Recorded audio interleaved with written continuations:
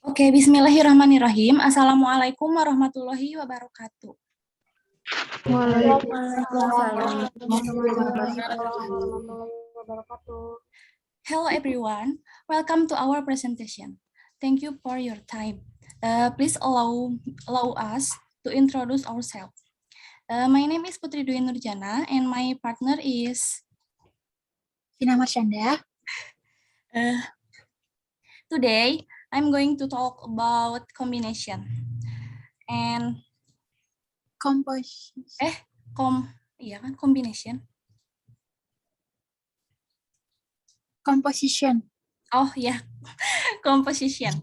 And for the first material, namely is stimuli for writing, which is explained by Pina, and writing frames is explained by me. So for the first material will be explained by Pina Marsyanda.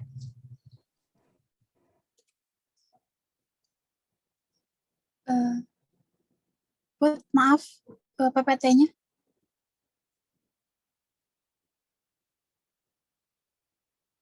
Udah ada. Di perbesar, maaf, nggak kelihatan.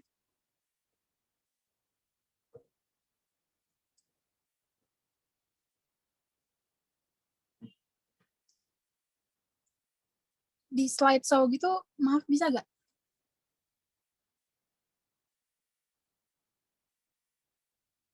Nah. Okay, hello everyone. Sebelumnya suara saya kedengar jelas? Jelas. Jelas. Okay,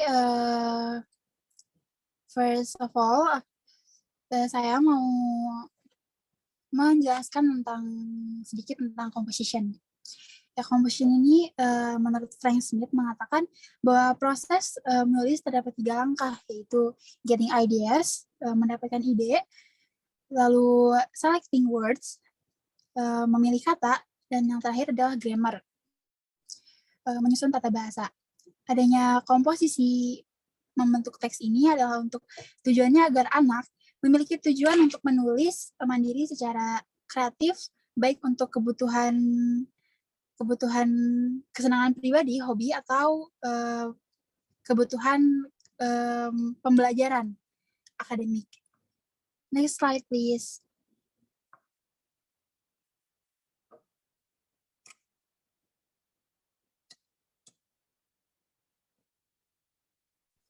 Bentar ya, susah.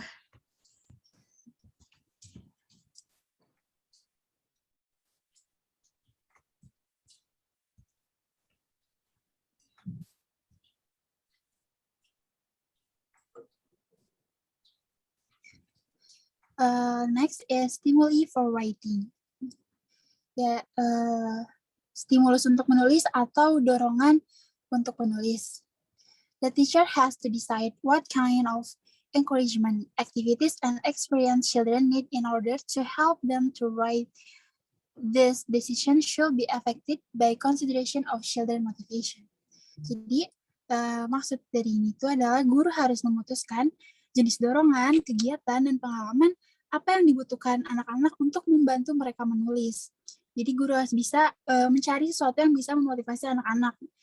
Contohnya dalam pembelajaran mungkin bisa playing a game, example playing a game, memainkan sebuah permainan dalam pembelajaran tersebut, lalu mengapresiasi, walaupun banyak kurangnya itu kita harus banyak mengapresiasi. Dengan gitu anak tidak akan putus gitu, tidak akan gimana ya, insecure, akan tetap termotivasi gitu dengan tulisan mereka. Lalu another example is by giving the child a piece of the story, memberikan potongan cerita, lalu meminta kita jadi menceritakan sesuatu tapi hanya sepotong gitu. Jadi meminta anak-anak, lalu sisanya meminta anak-anak untuk mengembangkan cerita tersebut. Jadi endingnya tuh terserah mereka, mau happy ending, mau sad ending, ataupun ngegantung, itu terserah mereka. Jadi mereka mengembangkan cerita yang kita berikan kepada mereka. Next slide, please. So, when planning the kind of activities to stimulate children writing, it's helpful to think of a continuum between open and closed approach. Jadi ketika merencanakan jenis kegiatan untuk mendorong tulisan anak-anak, akan sangat membantu jika memikirkan kontinum atau rangkaian antara pendekatan terbuka dan pendekatan tertutup. Nah, antara pendekatan what is English? There are several steps between an open approach and closed approach. That is, first step is the process approach. The process approach ini adalah pendekatan proses di mana siswa mulai mencari tahu solusi penyelesaian masalah. Ya, sebelumnya maaf ada yang ketinggalan, saya menjelaskan apa itu open approach. Mungkin tadi sudah dijelaskannya sedikit oleh kelompok sebelumnya, tapi saya akan menjelaskan kembali sedikit. Open approach itu adalah pendekatan pembelajaran yang menghadapkan siswa pada masalah terbuka. Jadi anak diberikan masalah, guru memberikan anak suatu masalah dan anak harus menyelesaikan, mencari solusi untuk memecahkan masalah tersebut. Nah, lanjut ada the process approach. Ya, process approach adalah pendekatan proses di mana siswa mulai mencari tahu solusi penyelesaian masalah. Lalu creative writing. Creative writing itu seperti tadi yang sudah dijelaskan oleh kelompok sebelumnya, yaitu ia memasukkan ide-ide, siswa mulai memasukkan ide-ide untuk penyelesaian masalah.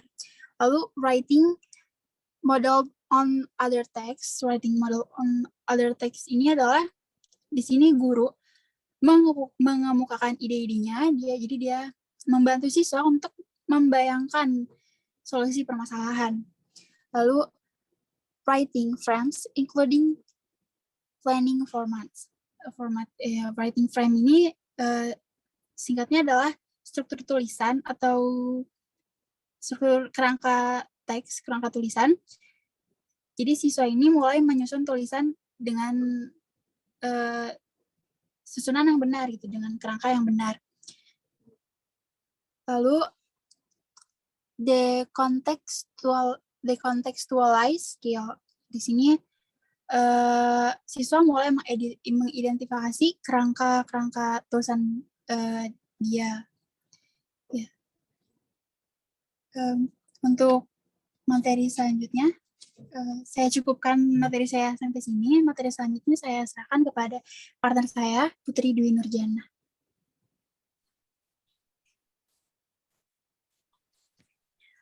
Okay, the next material is writing frames. What is writing frames? Writing frames is a research that teachers use in order to show children how to set out their writing and also to prompt them to include certain pictures. Jadi writing frames ini adalah sumber daya yang digunakan guru untuk menunjukkan kepada anak-anak bagaimana mengatur tulisan mereka dan juga untuk mendorong mereka memasukkan fitur-fitur tertentu.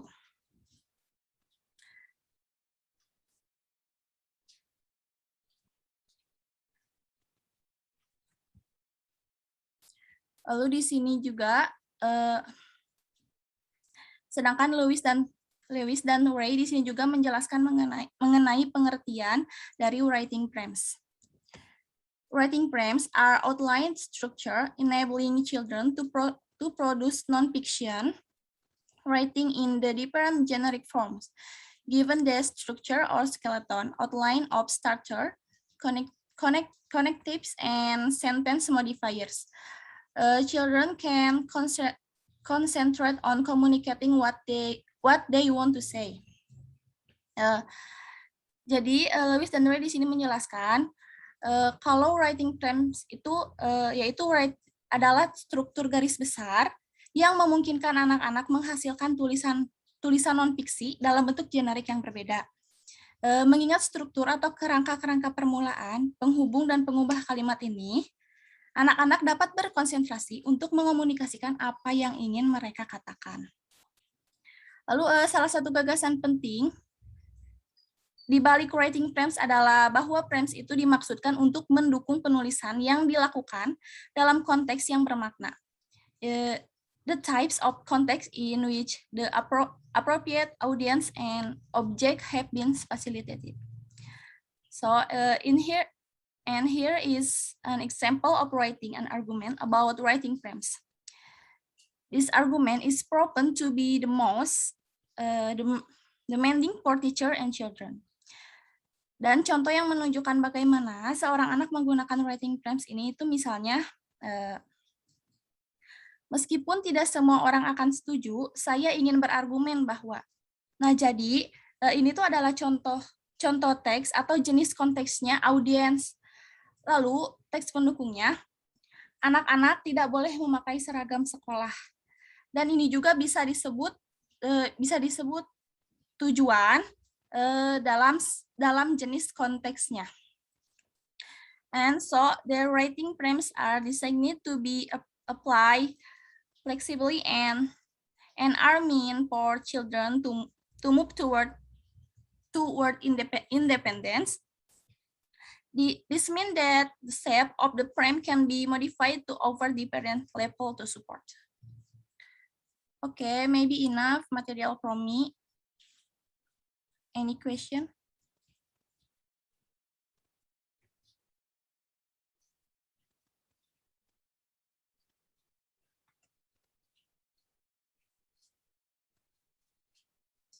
Any question, guys?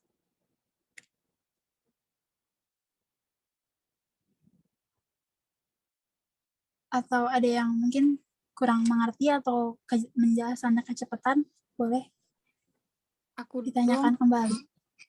Ya, aku mau nanya, Vin. Ya, silakan.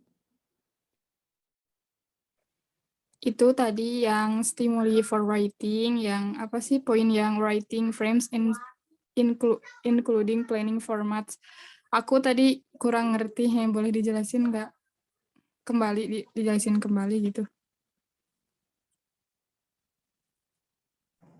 Oh iya, jadi maksud dari writing frames including planning format itu, tadi kan ini tuh si siswa itu sedang menganalisis suatu masalah gitu ya. Nah, si writing frames ini adalah salah satu step untuk menyelesaikan masalah. Jadi karena anak itu mulai menuliskan gitu solusi masalahnya dengan struktur tulisan yang benar gitu. Jadi sudah tersusun rata, bukan hanya coretan, kayak oh ini kayaknya solusinya, oh ini kayaknya, tapi kita udah mulai menjelaskan gitu, menjabarkan si solusinya itu dengan jadi writing frames itu solusinya itu udah tersusun rapi gitu, sudah bisa dimengerti, bukan hanya rumus-rumus, bukan kayak gitu. Bisa dipahami? Bisa. Makasih, Vin. Terima kasih kembali. Ada yang lain yang mau bertanya? Saya ingin bertanya. Boleh. Mangga ya dulu. Fani dulu, boleh. Mau bertanya yang tadi di bagian Putri Dwi, itu kan ada kata-kata Putri Dwi tentang fitur-fitur tertentu. Itu teh maksudnya gimana ya? Nah, untuk fitur-fitur tertentu itu contohnya tuh kayak bikin surat gitu. Jadi kalau bikin surat kita tuh pasti ada dir yang kayak gitu. Dir, to, atau from. Nah, kayak gitu itu disebutnya fitur. Dan untuk dalam writing prompts itu, fitur-fitur itu biasanya dimasukkan dalam bentuk apa ya? Kalau contoh gambarnya tuh kayak tabel gitu, kayak surat, tapi kayak ada kotak-kotaknya gitu. Gimana ya jelasinnya? Pokoknya gambaran surat aja bagaimana gitu. Tahu mungkin ya? Kayak gambaran surat aja kayak gitu. Oke, makasih. Baik. Ada yang lain? Pertanyaan aku tadi sebenarnya sama kayak pertanyaannya Yaya.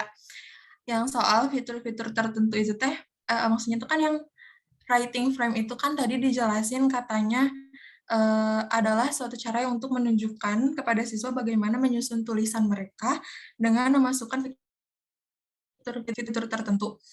Maksudnya menyusun tulisan ini tuh gimana ya? Kayak menyusun apa sih? Kayak fill the blank gitu, kayak misalnya teh ada susunan kata nanti diterusin oleh siswa. Jadi kayak ada susunan kata, terus siswa tuh melanjutkan kata-kata yang selanjutnya gitu, atau kayak gimana? Ya, seperti yang Kan dijelaskan. tadi Iya, gimana? Boleh lanjut dulu. iya kan tadi yang Putri jelasin tuh kayak ada table-table gitu. Aku masih belum paham maksudnya tuh kayak table-tablenya tuh semacam table yang harus diisi atau gimana gitu. Nah, untuk contoh yang tadi saya jelaskan, sama kayak yang Yaya tadi saya jelaskan ke Yaya. Nah, jadi maksudnya tuh kayak fitur-fitur itu kayak misalkan kalau membuat surat ya, pasti kan untuk penyusunannya pasti ada Dear, misalkan Dear Pani gitu. Lalu ada juga prompt, misalkan dari saya gitu. Nah, untuk maksud dari tabel itu, jadi gimana ya? Untuk contoh gambarannya aja, jadi kayak kita mau nulis surat, tapi untuk writing frames ini biasanya kita akan menggunakan sebuah bentuk surat, yaitu kotaknya tuh kotak. Jadi dalam bentukan suratnya tuh ada 2 paragraf gitu, misalkan untuk yang pertama, untuk paragraf pertama atau kotak yang pertama itu jadi kayak misalkan salam kita, misalkan udah lama gak ketemu, misalkan gitu, bla bla bla bla. Nah, untuk paragraf kedua kita bisa menggunakannya untuk penutupan. Nah, seperti itu untuk writing frames dalam bentuk surat. Dapat dimengerti? Apa bingung? Lumayan. Oke. Ada yang lain nggak? Ini ada Kikit nanya di kolom chat, katanya maksud dari grammar di sini tuh gimana ya? Mungkin yang composition ya, Kit. Oh, iya. Jadi kan untuk menulis itu, untuk menulis itu ada 3 langkah, yaitu kita getting ideas, mendapat ideas, nyari ide. Terus selecting word, kita milih kata yang akan ditulis gitu. Kayak merangkai kata lah gitu. Lalu ada grammar, menyusun tata bahasa. Jadi kita kan nggak mungkin bikin tulisan yang acak-acakan gitu kan. Nah, maka dari itu kita harus memilih tata bahasa yang benar kayak gitu, Kit. Bisa dipahami?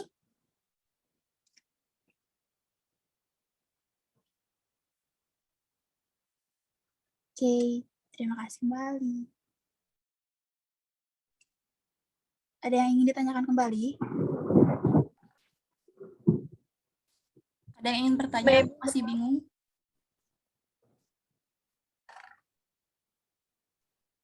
Gimana, Trini? Maybe enough. Oke,